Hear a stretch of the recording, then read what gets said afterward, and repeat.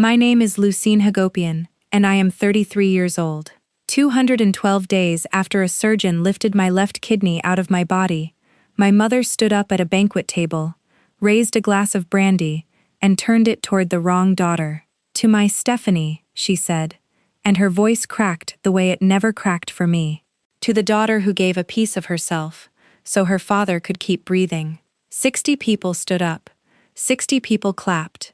My father, Garo Hagopian, who had spent 31 years turning steel on a lathe in Warren, Michigan, wiped his eyes with a paper napkin and looked at my sister like she had hung the moon over Curtis Street. I did not stand. I did not correct anyone. I flattened my palm against the tablecloth, and I pressed my thumb through the fabric of my dress, into the small hard ridge of scar tissue below my ribs, and I let her finish. Because I knew something my mother did not know, and my sister did not know, and the 60 people clapping did not know. Nobody had asked who the woman in the blue cardigan at table 4 was. She had signed the guest book as a friend of the family. She had eaten the chicken. She had smiled politely when my mother passed her the bread basket. Her name was Denise Kowalczyk, and for 14 months, she had been the living donor coordinator at the transplant center that saved my father's life, and she had never once, in her entire career, laid eyes on Stephanie Hagopian. Under my chair, there was a manila folder with 7 pages inside it. 6 of those pages had my name on them. The 7th page had my sister's signature at the bottom, in a box she never imagined anyone would go looking for. My mother sat down, glowing, and asked Stephanie to say a few words. Stephanie stood up and touched her stomach and started to cry. That was the moment the woman in the blue cardigan set down her fork. But to understand why I sat still and let my mother finish that toast, you have to go back much further, to a small brick house on Curtis Street, and to a green tin box that an old woman kept under her bed for 27 years.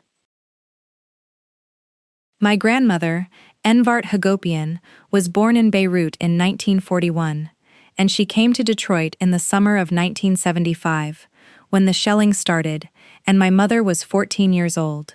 She arrived with 2 suitcases, 1 photograph, and a habit she never lost. She kept everything. Receipts, letters, hospital bracelets, funeral cards, the stub of every check she ever cashed. She kept them in a green tin box that had once held Danish butter cookies, and when I was a child and asked her why, she told me something I did not understand until I was 33 years old. "People forget on purpose, Lucine," she said. "Paper does not know how to lie for anybody." My mother, Araxi, was born in Beirut in 1961, and she never forgave the world for what it did to her city.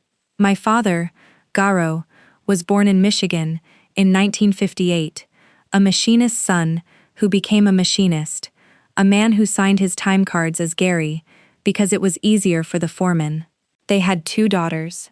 The first came in 1988, and my mother named her Stephanie because in 1988, Stephanie was the name of a girl who would belong here, a girl nobody would ask to repeat herself. The second came in 1992, and my grandmother named her, and my mother never quite forgave that either. My mother wanted to call me Lisa. My grandmother stood at the foot of the hospital bed and said the child would carry the name of the family, and my father, who never crossed his mother, wrote Lucine on the paperwork. So my sister was named after the future. I was named after the past. I want you to understand that this was not a house of monsters. It was a house with a system, and the system was so quiet that it took me 3 decades to see the shape of it. Stephanie was fragile. Stephanie was sensitive. Stephanie had asthma at 6 and a bad year at 15, and the whole family arranged itself around her weather. I was the sturdy one. Sturdy is what people call you when they have decided you can be left alone. When Stephanie danced in the spring recital in 1998, my mother took 140 photographs. When I placed second in the county spelling bee that same May, she was in the parking lot, on the phone, and she asked me afterward if I had at least been polite to the girl who won. When our grandmother's gold cross was handed down, it went to Stephanie, because Stephanie was the eldest, And because, my mother said, Stephanie felt things more deeply. I was 14 and I said that was fine. I said that was fine so many times that it stopped being a sentence and became a personality. At 16, I worked Saturdays at a bakery on Van Dyke Avenue. At 18, I paid my own way through the dental hygiene program at Macomb Community College, while my parents took a loan for Stephanie's 4 years at Oakland University. When I asked about that, once, gently, my mother looked at me with real confusion and said, "But you are fine, Lucine. You have always been fine." If you grew up as the sturdy one, you already know exactly how that sentence lands, and you know it is not a compliment. If you have never heard it, I hope you never do. If a story about being the child who was never worried about is going to hurt to hear, I would rather you know that now, before we go any further. And if you are watching this from somewhere far from Michigan, tell me where you are, because I have learned that this particular kind of quiet is not an American invention, and it helps to know the room is not empty. Here is the part I want you to hold on to, because it matters later. Every Sunday of my childhood, I sat on the floor of my grandmother's bedroom while she sorted her green tin box. She would hand me papers and tell me to read the dates out loud. Bills, deeds, immigration forms, my father's first pay stub from the plant. Say the date, Lucine. I thought it was a game. It was a training. In the fall of 2021, my father started falling asleep at the kitchen table with his shoes on. He was 63. He had been ignoring his blood pressure for 2 decades, the way men of his generation ignored anything that could not be fixed with a wrench. In January of 2022, a nephrologist at a clinic on 12 Mile Road told our family that his kidneys were failing and that he would need dialysis while we looked for a donor. Dialysis is not a dramatic thing. That is what nobody tells you. It is a beige room and a recliner, and a machine that hums, 3 mornings a week, forever. My father's appointments were Tuesday, Thursday, and Saturday, at 6 in the morning, at a center on Ryan Road. Somebody had to drive him, because after 4 hours of having his blood cycled through a machine, he could not feel his own hands on the wheel. I drove him. I drove him for 14 months. I would wake at 4:50, and I would be on Curtis Street by 5:35, and I would sit in that beige room with a paperback I never finished, and then I would drop him home and go clean teeth for 8 hours. My sister lived 11 minutes away, in a house on Bradley Court, with her husband Kevin Zielinski. In 14 months, Stephanie drove him twice. Both times she posted a photograph of his hand in hers. I want to be precise about the money too, because for a long time I told myself the money did not matter, and I was lying. Between February of 2022 and October of 2023, I paid $18,400 toward my father's medical costs. Copays, the ambulance in June, the 2 nights he spent in observation when his potassium climbed. I have every receipt, because I am my grandmother's granddaughter. Nobody ever asked me to stop. Nobody ever asked me if I could afford it either. In March of 2023, the transplant center began evaluating family members as living donors. My mother made a speech about it in the kitchen. She said the family would stand together, the way families did in Beirut, and she looked at Stephanie when she said the word family, and Stephanie cried, and my mother held her. Stephanie was scheduled for her donor workup on April 11th. She canceled it. She rescheduled for May 2nd and canceled it. She rescheduled for June 9th, and that time she went. She sat through the blood work and the tissue typing and the psychological screening, and in July, a letter came to her house telling her that she was medically eligible to donate to her father. I did not know that letter existed for another 1.5 years. What I knew, in July of 2023, was that my sister sat in our parents' living room, put her face in her hands, and said that the doctors had told her that her body could not take it. She said the word disqualified. My mother wrapped both arms around her and said, over her shoulder, without any particular emotion, "Then Lucine will do it." Not, "Would you? Then Lucine will do it." I got tested on August 1st. I matched on August 14th. I remember the exact day because the coordinator who called me had a low, careful voice, and she told me to sit down before she said anything else, and she asked me twice whether I felt free to say no. Her name was Denise Kowalczyk. Remember her. The surgery was on November 14th, 2023, at 7 in the morning. They took my left kidney out through 4 small incisions and 1 low curved cut just above my hip. I was 31 years old. I had never been under anesthesia in my life. I took 9 weeks of unpaid leave because a dental hygienist cannot lean over a chair with fresh abdominal incisions, and I drained $6,200 in savings, which was every dollar I had. My father woke up with a working kidney and cried like a boy. My mother came to see me on the second day. She stayed for 2 hours. She left because Stephanie needed help choosing flooring for the kitchen remodel. That would be enough for most stories. It was not the story.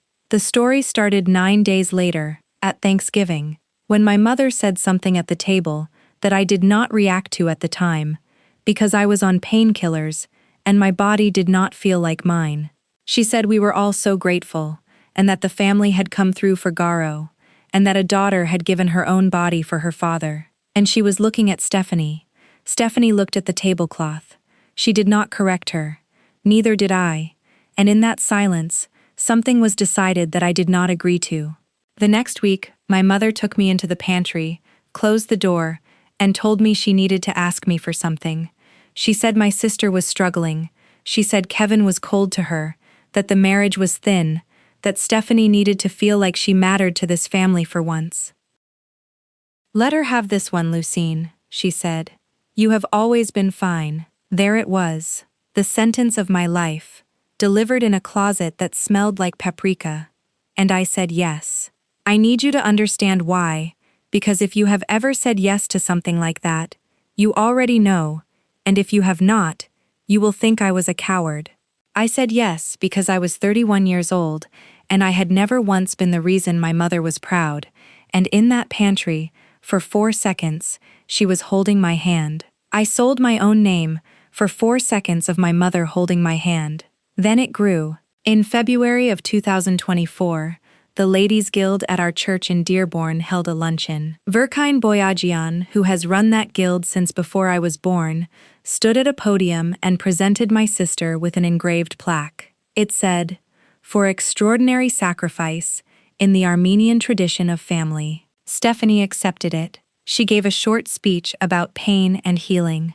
I was in the 3rd row, still unable to sleep on my left side. In March, a fundraiser appeared online. My mother built it, and Stephanie managed it, and it was titled, "Help the Hagopians, a Daughter's Gift." It had a photograph of Stephanie holding our father's hand at the dialysis center, taken on one of the 2 mornings she drove him. It described a courageous daughter who gave her kidney and lost her income. It raised $41,780. Not $1 of it was offered to me. I found out in June where it went, and I found out by accident, standing in my sister's new kitchen while she showed me a quartz countertop the color of bone. $12,000 in cabinets. A down payment on Kevin's truck. 9 days in Punta Cana in April, while I was calling my clinic's payroll office to ask about a hardship advance. And in July of 2024, my creatinine came back elevated, and my blood pressure would not come down, and I spent a night in an emergency room in Sterling Heights with a bag of fluid running into my arm. I called my mother at 11 at night, frightened, from a curtained bay. She said, and I have never forgotten the flatness of it.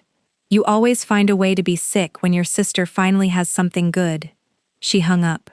I lay there in the dark and listened to a machine beep 2 bays over, and I stopped being sad. That is the part nobody tells you about the end of grief. It does not feel like breaking. It feels like a room going very quiet, and then very clear, and then you can hear your own pulse for the first time in 30 years. 3 things happened in September of 2024, within 11 days of each other. On their own, each one was nothing. Together, they were a house of cards with the last card removed. The first was a phone call. Denise Kowalczyk called me on September 2nd because the transplant center runs a follow-up program for living donors at 6 months and 1 year, and I had missed my 6-month appointment while I was too broke to take the day off. She asked how my incision sites were. She asked about my blood pressure. And then, carefully, the way careful people ask, she said she wanted to check something with me. She said a colleague had shown her a fundraising page. She said the page named a different woman as my father's donor. She said the page had been used to solicit money from the public. "Lucine," she said, "you are the only living donor on your father's record. I signed every page of it. Do you know what is on that page?" I sat down on the edge of my bathtub, in a rented apartment, and I said quietly that I did. Denise was silent for a moment. Then she told me that donor identity is not a small thing to her, that people fabricate donation stories to raise money more often than the public would believe, and that a false claim attached to a real medical record was a problem for the hospital as well as for me. She asked me what I wanted to do. I said I did not know yet. She said, "When you know, call me. I will bring the file." The second thing happened 4 days later, when Kevin Zielinski called me. Kevin is not a cruel man.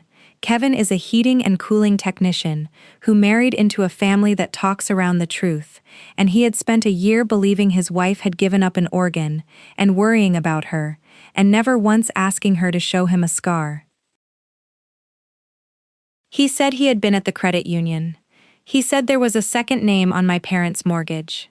In January of 2024, 7 weeks after my surgery, my father had signed a refinance on the house on Curtis Street. He believed he was consolidating medical debt. He is a machinist, not a reader of documents, and my mother handled his paperwork the way she had handled everything since 1975. Stephanie was added as a co-borrower. $60,000 came out in cash. Kevin said, "Lucine, I never saw that money." I said, "Neither did the man who signed for it." The third thing happened on a Sunday. I drove to my grandmother's apartment in Warren, and I sat on her floor, and I told Envrit Hagopian everything, in Armenian, because there are sentences my mouth will not make in English. She listened without moving. She was 83 years old, and her hands shook, and her eyes did not. When I finished, she got up and pulled the green tin box out from under her bed. She had known for a year. She had said nothing, because I had asked the family for silence, and my grandmother had decided that my silence was mine to end. Inside the box, on top, was a letter my sister had thrown in the kitchen trash in July of 2023, and my grandmother had taken it out that same night and flattened it and kept it. It was from the transplant center. It said that Stephanie Hagopian had completed her donor evaluation and was found to be medically suitable to proceed. At the bottom was a form, and a line, and my sister's signature, and a checked box. Voluntary withdrawal from donor candidacy. She had not been disqualified. She had been approved, and she had walked away, and she had come into our parents' living room and cried in my mother's arms, and she had let my mother turn to me and say, "Then Lucine will do it." My grandmother put her hand flat on the paper, the way you hold down a bird. "Say the date, Lucine," she said. "July 21st, 2023. Louder. I said it louder. Then I called Denise Kowalczyk, and I asked her whether she was free on the 14th of November. The party was my mother's idea, which is the only detail of that night I still find funny. 1 year since the transplant. The banquet room at the church in Dearborn, 60 guests, chicken and rice and pastry, from the bakery on Van Dyke where I used to work Saturdays. My father in a jacket that no longer fit him because he had gained back the weight he lost on dialysis, and he was so happy about it that he told everyone. My mother wanted a program. She wanted her friends from the Ladies' Guild there. She wanted Father Hovsep to say a blessing. She wanted Verkane Boyajian to see, one more time, what kind of daughters Araxi Hagopian had raised. I offered to invite one more guest. A friend from work, I said. Denise Kowalczyk arrived at 6:40 in a blue cardigan, and my mother shook her hand at the door and did not ask a single question, Because my mother has never in her life been curious about a woman who was not going to admire her. Denise sat at table 4. My grandmother sat at table 1, in the good chair, with her purse in her lap. Inside the purse was the green tin box. Under my chair was a manila folder. Dinner took an hour. Father Hovsep blessed the bread. My father stood and thanked God, and thanked the surgeons, and thanked, in a general way, his family. He is not a man of speeches. He sat down after 40 seconds, embarrassed and pink. Then my mother stood up. She had a glass of brandy and a piece of paper she did not need, and she waited until the room went quiet, and she began the toast I had been waiting 11 weeks to hear. She said that a family is a body, and that when one part fails, another part gives. She said that she had watched her eldest daughter walk into a hospital and come out with less of herself. She said, "To my Stephanie, to the daughter who gave a piece of herself, so her father could keep breathing." 60 people rose. The applause went on for 11 seconds. I counted. My father wiped his eyes with a paper napkin, and I sat with my hands flat on the tablecloth, feeling the ridge of scar under my dress, and I did not move. Stephanie stood up. She let the applause finish. She put one hand on her stomach, low and to the left, in a place where nothing had ever been cut. She said the year had changed her. She said there were mornings she woke up and felt the absence of it. She said the hardest thing I have ever done was wake up with one kidney. And that was when Denise Kowalczyk set down her fork. "Excuse me," Denise said. She did not say it loudly. That is what made the room turn. She stood up at table 4, a small woman in a blue cardigan, holding a hospital badge she had not been wearing all evening. "My name is Denise Kowalczyk. I am the living donor coordinator at the transplant center that operated on Garo Hagopian on November 14th of last year." My mother's smile stayed on her face. It just stopped meaning anything. "I have worked with every living donor at that hospital for 19 years, Denise said. "I sat with Mr. Hagopian's donor at 3 separate psychological evaluations. I held her hand in pre-op. I signed her discharge." She turned and looked directly at my sister. "I have never met you in my life." Nobody breathed. Stephanie laughed. It was a terrible sound, high and thin, and it died in the middle. She said there must be a mistake. She said this woman was confused, that there were many coordinators, that this was her father's celebration. And my father, who had been quiet all night, said one word, "Lucine." He said my name like a question. He was looking at me. He was 66 years old, in a jacket that did not fit, and he had a piece of me inside him, and he did not know it. I stood up, I picked up the folder from under my chair, and I walked the length of that room past 60 people, and I set the pages down on the head table, one at a time, so that everyone could hear the paper touch the wood. The first page. This is the donor match letter, August 14th, 2023. My name. The second page. This is the surgical consent form, November 14th. My signature, and my thumbprint, because my hand was shaking too much to sign it clean. The third page. This is the operative report. Left donor nephrectomy, 4 laparoscopic ports and 1 extraction incision. The fourth page. This is my discharge summary. Nobody picked me up. I took a car service. The fifth page. This is my emergency room record from July. Elevated creatinine. The night I called my mother, and she told me I was ruining my sister's good news. My mother made a small sound. The sixth page. This is the fundraising page. $41,780 raised from people in this room, using a photograph of my father's hand. I looked up at the faces. Verkine Boyajian had her hand over her mouth. Kevin was standing, very still, at the back. And then I put down the 7th page, and I put my finger on the box at the bottom of it. This is my sister's donor evaluation, I said. Dated July 21st, 2023. Stephanie said my name. Just once. She was not disqualified, I said. She was approved. The room did not gasp. It went silent in a way I have never heard a room go silent. 60 people all deciding at the same moment that they had misunderstood something for a year.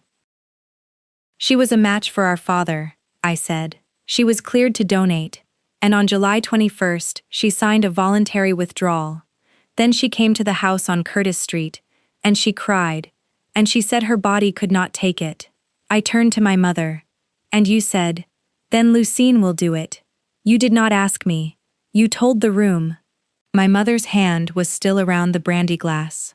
Her knuckles were white. "Lucine, that is enough," she said. "It is not," my grandmother said, from table 1. Norenvart Hagopian stood up, 83 years old, with her purse in her hand, and she spoke in Armenian first, and then in English, so that no one could pretend they had not understood. "I took that letter out of my granddaughter's garbage," she said. "In July. I have kept it for 16 months. Araxi, you fed a lie to a whole church." And my father stood up. He did not shout. My father has never shouted in his life. He walked around the head table to where I was standing, and he looked at the pages, and he touched the operative report with 2 fingers, the way he used to touch a part he had machined wrong. Then he asked me to show him. Right there, in front of 60 people, in a church banquet hall, in a jacket that did not fit, and I lifted the hem of my dress 2 inches above my left hip. There it was. 4 small round scars, and 1 long curved one, still pink. My father put his hand over his mouth. He made a sound I do not want to describe, and I will not, because he is a proud man, and he is still alive, and he deserves to keep some of it. He sank down into a chair that was not his, and Stephanie, at the head table, said the only true thing she said that night. She looked at our mother, not at me, and she said, "You told me she would never say anything." And my mother, in front of everybody, answered, "Because she never does." Nothing supernatural happened afterward. That is not how these things end. It ended the way a house settles, 1 beam at a time. The fundraising platform received Denise's report and my documentation within a week. Every donor who had given to help the Hagopians received a notice that the campaign was under investigation for misrepresentation. 19 of them requested refunds. The money was gone, of course, into quartz and a truck, and 9 days in Punta Cana, so a repayment plan was arranged, and Stephanie now sends money every month to strangers, until 2031. Kevin Zielinski moved out of the house on Bradley Court on the first Saturday in December. He had asked her one question in the car, on the way home, and she had answered it badly. He came to my apartment in January with a case of ginger ale and a card he clearly had not known how to sign.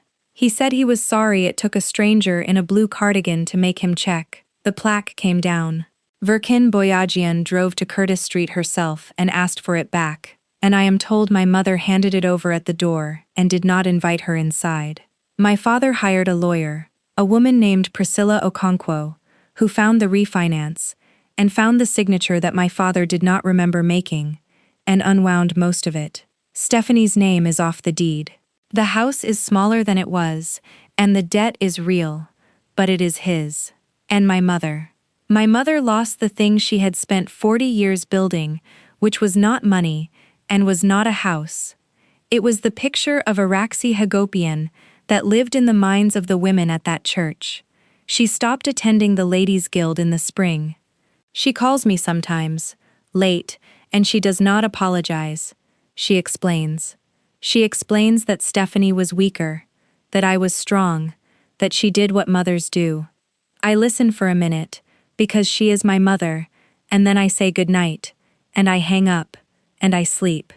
That last part is the whole story. I sleep. My father lives on Curtis Street with my grandmother now, in the room that used to be mine.